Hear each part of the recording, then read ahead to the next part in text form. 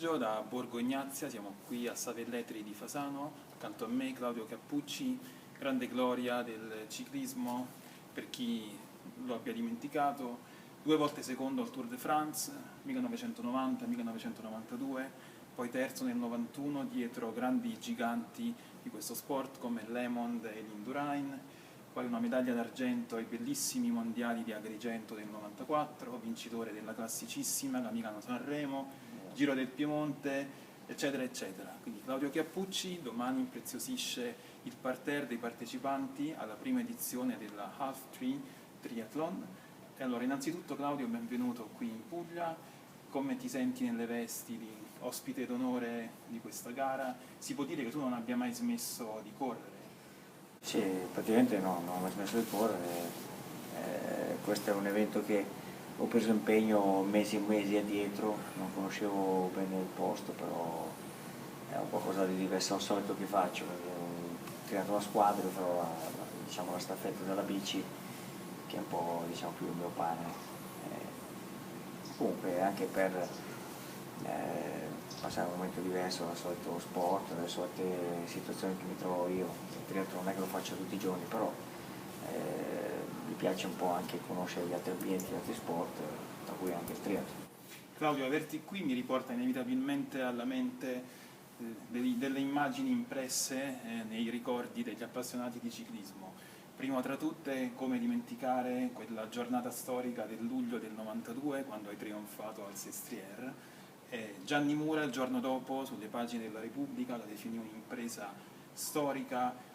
Hai fatto qualcosa ai limiti del credibile, disse. Tutte le volte che ripensi a quella tappa, che cosa provi? E se puoi per favore descriverci, riassumerci quello che accadde quel giorno come se fossimo appena arrivati all'arrivo.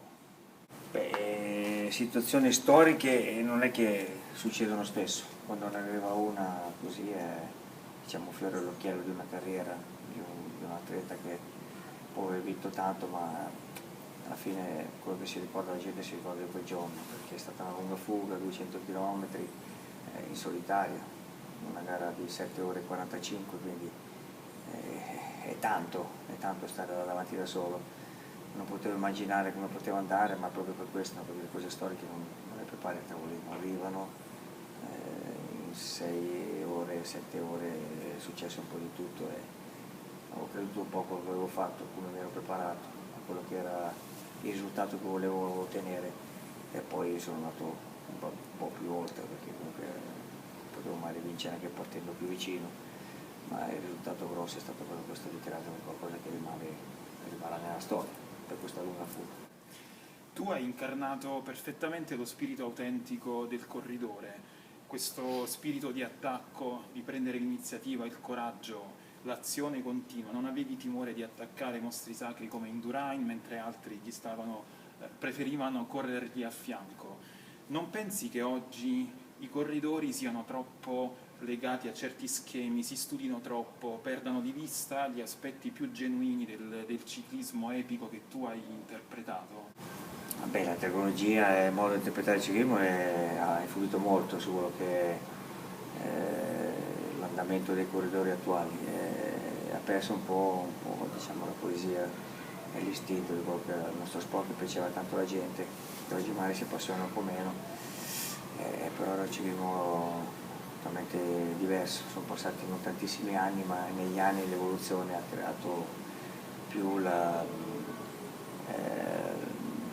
qualità, cercare il risultato e basta, senza cercare quello che è il fisico, quello che ognuno può dare al di là di quello che è solo poi la vittoria e basta.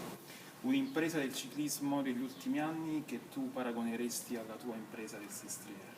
No, non ce ne sono perché è rimasta tale da allora e continua a esserlo, una tappa di 250 km, di cui 200 da soli, sono cose che si ripetono a cicli di 30 o 40 anni magari, questo non potevo sapere allora, mi fa piacere dirlo adesso perché comunque nel 2022 saranno già 30 anni per me, mi sembra ieri, 30 anni sono volati. Assolutamente.